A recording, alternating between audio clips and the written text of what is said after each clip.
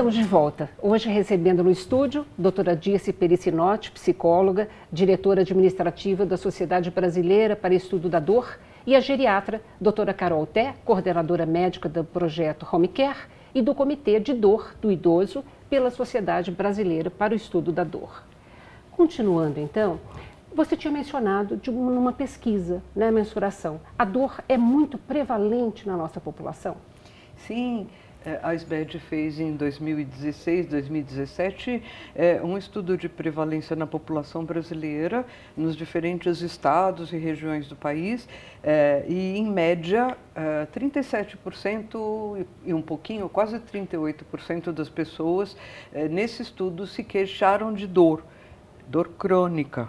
E em geral, pela experiência prática, né, clínica de vocês, a dor tem sido bem tratada ou ainda tem sido subestimada entre as pessoas idosas? Na população idosa, a prevalência ela é até maior do que na população jovem. Quando a gente está diante de um idoso com dor, é um grande desafio, porque o idoso, existe aí uma faixa, né, uma população tão heterogênea, e que tem desde o idoso, digamos, robusto, mais saudável, mais ativo, até o idoso até o idoso mais frágil, o idoso portador de demência, uma demência avançada. Então, o leque essa faixa da população idosa, ela é enorme, né? É complexo estudar a dor no idoso.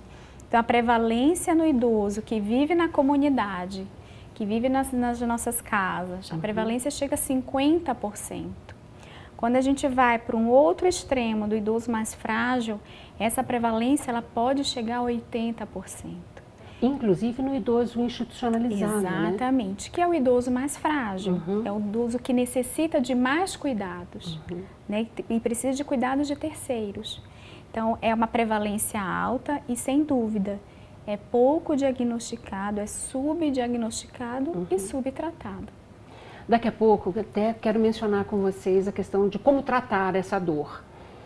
Mas antes, vamos dizer assim, a dor na pessoa idosa, quando ela está em casa, o familiar, o entorno, também pode observar algum sinal de alerta? Sem dúvida. Como a gente falou, né, no bloco passado, né, que a autoavaliação de dor, né, que o autorrelato de dor é o principal termômetro aí, da gente mensurar a dor no idoso, que ele tem uma alteração cognitiva, ele porta uma doença degenerativa vascular, uma demência. Esse idoso ele perde a capacidade de se comunicar e perde a capacidade do autorrelato de dor. Então, seja um familiar próximo, seja um cuidador, ele está ali e ele sim é o nosso, né, na equipe de saúde, ele é o nosso melhor comunicador. Sim. De que algo possa estar ocorrendo de errado. Muito disso está relacionado às alterações comportamentais, sintomas psicológicos relacionados a um quadro demencial, que pode ser um sinalizador de que algo esteja... Que há uma dor ali. Que pode ser um sinal sugestivo de dor. Existem também escalas que ajudam esse cuidador, esse familiar, a compreender como são esses sinais, desde expressões faciais, sinais mais sutis que, no geral, a população não se dá conta. Mas conversando, como a doutora Carol está falando, com o médico geriatra, ele vai saber orientar esse cuidador, esse familiar, porque esse idoso... ele está sofrendo muito, mesmo que ele não tenha condições de fazer o relato verbal. Mas tem meios de se averiguar isso. Então, isso é muito bacana, essa dica, porque existe um mito também, né, de falar que a pessoa com demência, seja com Alzheimer ou frontotemporal, qualquer tipo de demência, ela não sente dor, porque ela não percebe. E é uma inverdade isso, Com né? certeza. E é algo que a gente, na sociedade, né, o quanto a gente tem trabalhado, trazido vários estudos e vários eventos voltados a dor na terceira idade, no idoso frágil. Estamos vivendo o ano da dor contra os vulneráveis. E o idoso frágil, o idoso portador de demência, ele é um indivíduo vulnerável. Né? Então, a gente precisa ter um olhar muito mais sutil, delicado para essa população. Então, nós temos sim, precisamos entender, avaliar esses sinais sugestivos de dor e tratar. O idoso que tem um quadro degenerativo, que é portador de uma demência, ele não, mesmo ele tendo a mesma condição dolorosa que o indivíduo idoso mais jovem, ele não vai ter menos dor. A forma como ele vai expressar a dor é que vai ser diferente. Então, unindo a atuação da família, de uma equipe de saúde, o médico e do entorno de cuidadores, a gente consegue identificar e intervir para que esse idoso tenha uma melhor qualidade de vida. Embora, só um minuto, embora o idoso, nessas condições de vulnerabilidade que a doutora está colocando, ele também expressa de uma maneira não verbal as dores emocionais. Porque às vezes esse idoso ele não fica o tempo todo fora da consciência de si. Às vezes ele tem alguns lampejos de que ele tem uma autopercepção e se vê nessa situação e sofre muito. Então a gente tem que lembrar que dor, seja ela aguda ou crônica, ela é multifatorial, ela envolve uma série de facetas da vida e que o vulnerável, no caso nosso aqui, o idoso mais comprometido, precisa receber esse olhar do cuidador, esse olhar do familiar, para que ele possa ser mais bem assistido. Perfeito. E entra nesse contexto, inclusive, a dor social que você tanto menciona. Sim, não é? Sim. As mudanças de fases da vida, nós chamamos na psicologia de momentos cruciais da vida. Nós passamos por vários, assim como a adolescência, a fase de casamento e o envelhecimento. São fases naturais da vida que a gente passa por uma situação de adaptação. O envelhecimento populacional acabou sendo mais rápido do que a gente pôde acompanhá-lo. Verdade. E aí, o que acontece, a gente vê bastante usualmente isso, as pessoas acabam se aposentando, mas não desenvolveram esquemas adaptativos razoáveis para enfrentar esses anos de vida que ainda vem pela frente. E são muitos ainda, São né? muitos. Veja, as pessoas estão morrendo com mais de 90, mais de 80 anos, estão se aposentando agora com a nova lei por volta de 60 a 65. Vai sobrar muito tempo. A gente precisa aprender a desenvolver esquemas para a gente poder saber o que fazer com esses anos de vida. Saber o que fazer com essa vida saudável que tem pela frente. Certamente, se a pessoa fica inativa, certamente se a pessoa não tem perspectiva de como usufruir desses anos a partir dos 60, 65 anos, ela vai sofrer demais e vai desenvolver quadros psicopatológicos, obviamente.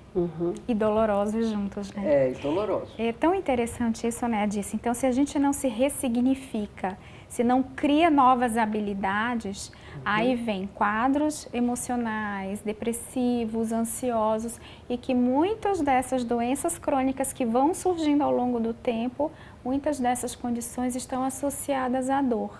Então, o envelhecimento ele é um fenômeno mundial e vem ocorrendo de uma forma acelerada. Em 2050, nós seremos a 6ª maior população de idosos né? do mundo. Então, estamos num ritmo de crescimento do envelhecimento brasileiro acima da média do crescimento mundial. Então, se a gente não se ressignificar, né, não se adaptar a essa realidade, não se adaptar, criar novos sonhos, novas perspectivas, condições dolorosas elas vão estar surgindo aí nesse nosso percurso. Claro. E dor da alma e dor do corpo. Exatamente. E aí, é possível a gente tratar essa dor? Sim, claro. Ai, que boa notícia. Tem um montão de jeitos. A parte médica eu vou deixar para a doutora, mas como eu falei, a dor é multifatorial, não será um único meio que vai extinguir a dor. Exatamente. Obviamente, é preciso investigar causas de problemas médicos, mas ao lado disso, integração social, atividade onde a pessoa se sinta útil, atividades prazerosas que ela possa desenvolver, ajudam e muito ela conquistar algumas coisas que tragam alívio. Eu tive um professor que dizia que a gente não cura dor crônica. E, de certo modo, ele tem razão. A gente pode aliviar muito. Eu não sei se a medicina já chegou na cura da dor crônica. Mas controla, né? Exatamente. Controla a ponto de fazer com que aquele indivíduo ele tenha uma vida agradável, próxima da condição normal e natural. E que ele seja funcional. Mais do que a gente curar, é importante a gente levar qualidade de vida, fazer com que ele volte à condição funcional de antes. Então, a dor crônica, o tratamento, como a doutora disse, falou, ele é um leque de opção, até porque a dor, ela não tem só um componente físico, ela tem um componente social, emocional e até espiritual. Então, a gente precisa olhar a dor crônica nesse amplo aspecto, não é? Então, do ponto de vista físico, temos aí uma gama de terapêuticas medicamentosas que agem circuitos neuronais para aliviar esse quadro de dor. Temos o tratamento fisioterapêutico, né, através de várias técnicas fisioterapêuticas, né, partindo para o aspecto emocional, desde terapias cognitivas comportamentais, né, terapias mente-corpo, como meditação, massagens, meditação mindfulness, que já está muito consagrado, né? Que realmente funciona, sem né, dúvida, em muitos casos. É efetivo, né, funciona. E, então, assim, tratar a dor exige um grande time, né, de profissionais voltados e especializados no tratamento e de profissionais nas múltiplas populações.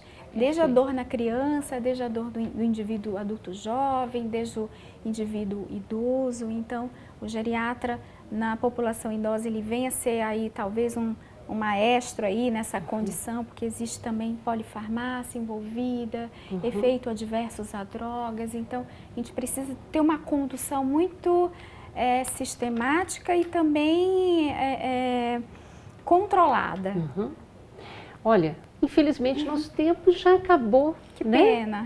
Muito ainda para a gente falar, mas o espaço vai continuar aberto, tá bom? Muitíssimo obrigada pela presença de vocês. Obrigada.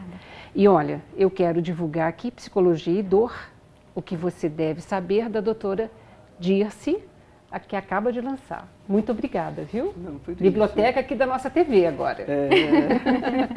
Muito obrigada a você também, viu, que nos acompanhou no programa de hoje.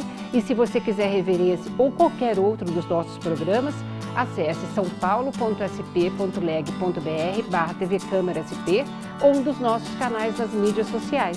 TV Câmara São Paulo, assista, fique sabendo. Muito obrigada a você.